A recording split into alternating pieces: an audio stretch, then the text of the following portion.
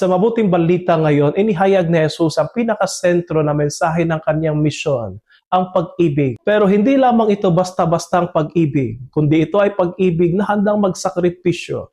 Pag-ibig na nagbibigay ng sarili para sa kapakanan ng tanan. Sinabi ni Jesus, walang pag-ibig na higit pa kaysa sa pag-aalay ng buhay para sa mga kaibigan. Ito ang sukdulang pagmamahal ni Kristo, ang kanyang pagkamatay sa krus para sa atin. Isang pag-ibig na hindi naghihintay ng kapalit, kundi kusang nagbibigay kahit sa mga hindi karapat-dapat. Sa mundong madalas umiikot sa pansariling interes, ambisyon at pagkakanya-kanya, ang hamon ng Ebanghelyo ay maging kaibigan ni Jesus sa pamamagitan ng pagmamahal ng totoo, tapat at handang magsakripisyo. Sinabi din ni Jesus, kayo'y mga kaibigan ko kung ginagawa ninyo ang aking mga utos. Sa tuwing pinipili nating magpatawad kaysa magtanim ng galit, magmahal kaysa magmataan, maglingkod kaysa paglingkuran, tayo ay tumutugon sa kanyang paanyaya na maging kaibigan niya. Turuan nawa tayo ni Jesus na magmahal tulad niya, handang magsakripisyo, handang magpatawad, handang maglingkod,